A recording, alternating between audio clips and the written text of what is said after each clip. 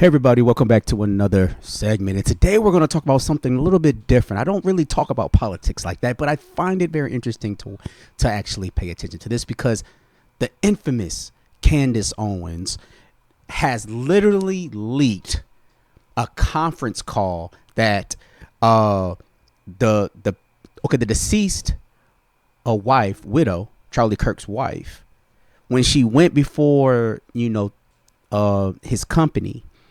And for some reason, I find it very interesting why Candace wants to keep nitpicking at this company. Now, granted, I'm not here to validate or even confirm that this company is a godsend. I'm not here to confirm whether Charlie Kirk and Erica Kirk are God-fearing people. I'm not here to do all that. I'm not here to even say which political side of the spectrum I'm on. I'm just here to really speak to Candace Owens. Now, granted, she's not going to see this, but those who follow her or those who consider her words to be truth, I want you to second guess this.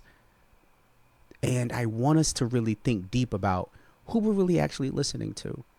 So we're going to view the tape that was leaked. Now, not all of it, but bits of it, and I will give my insight on it. So please like, share, subscribe, and let's get into it. At least she is not dressed in hair and makeup. She is at the office.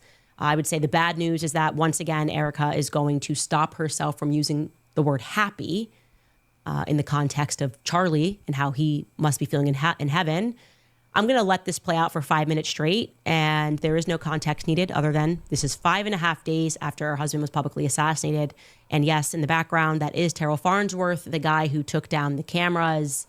Yeah, but we are going to see some grief. So I'm going to allow you guys to watch this for 5 minutes. Now, check this real quick. Before we get into it, I really wanted you to understand this.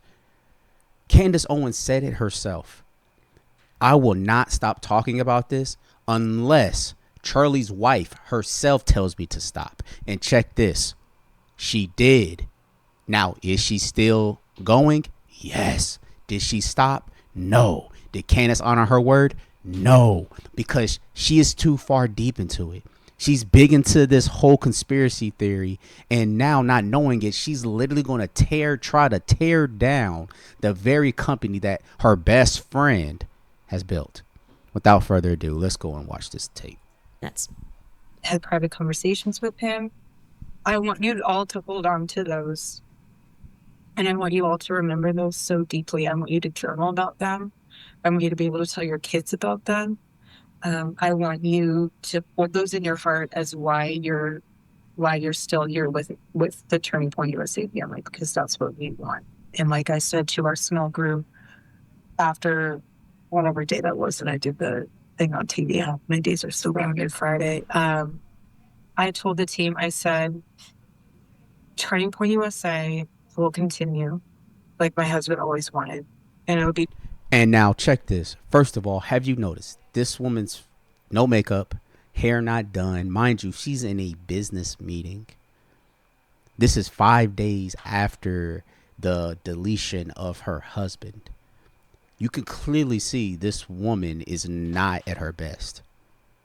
Who would be? Who would be? Now, according to Candace, why would you even be in the office when your husband just got deleted? She says, I know I wouldn't. Okay, Candace, the thing is this. Maybe that's how you would grieve. But this woman right here obviously wants the hard work and diligence of her husband's work and the result of her husband's work to keep living. She knows what her husband would want. Not you. You're not Charlie Kirk's wife. Come on, man. Bigger than ever. And we're going to honor him by doing that. We're going to stay humble. We're going to work hard because that's what he would want. And we're going to just make it grow. And we're going to keep our eyes fixed on heaven. And, like even Stacey said, he's going to find ways to speak to us. And he's going to speak to you in different ways. Every person's going to be different, but you'll get little moments where you're like, okay, Charlie, I see you. It might be here on campus. It might be in quiet moments of the night, but he's here and he's more alive than ever. And now, sorry guys, I have to stop it. I can't let it keep rolling because I'm going to get hit with copyright. But now here's the thing. I just want to say this for those who are grieving, and I, you know, in those moments, obviously in the heat of the moment, is not the best to say he's not going to speak to you. Just let them go through the grieving process.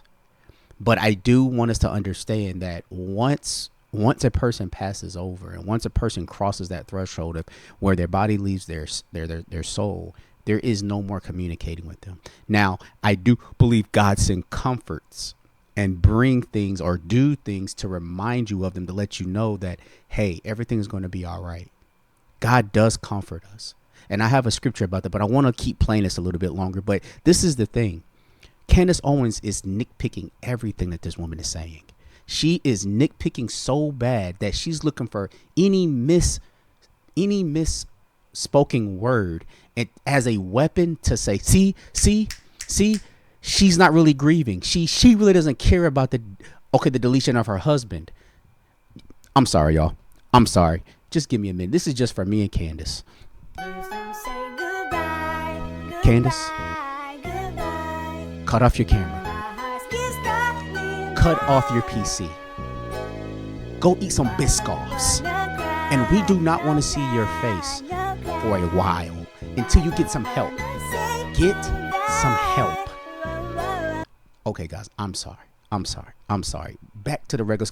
You know what, bro? One more time. And another thing, you need to go.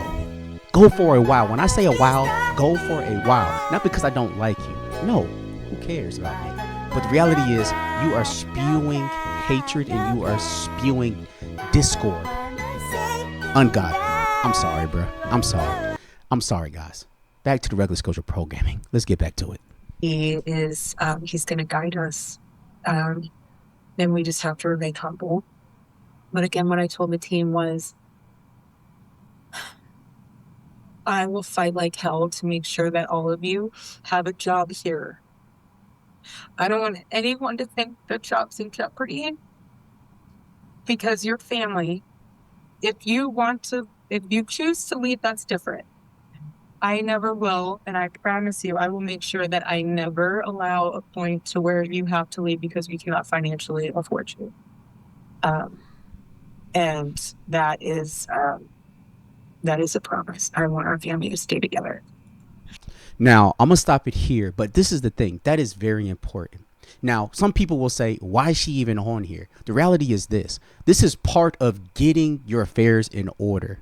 The reality is her husband was the owner of Turning Point USA.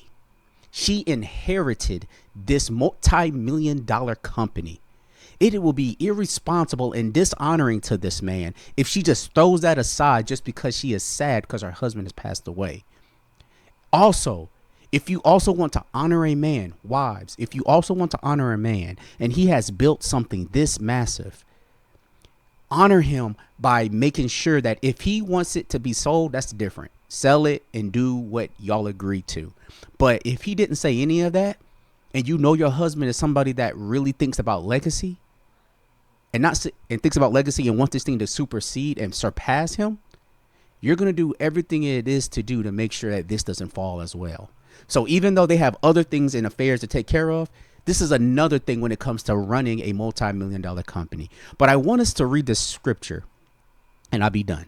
StCabot always try to throw scripture in, right? And here it goes. This is coming from Matthew chapter 5, verse 4. It's just a small little verse. And it reads here.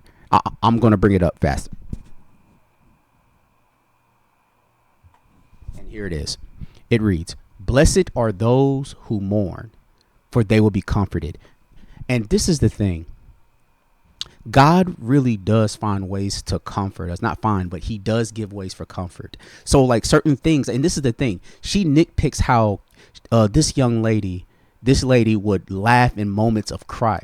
This is the thing. Anybody that's been to a funeral and who has mourned the offing or the death of a loved one, we come across certain moments where there's pockets of joy, pockets of happiness, where we will literally find funny stories and we'll begin to laugh and enjoy the memory of that individual.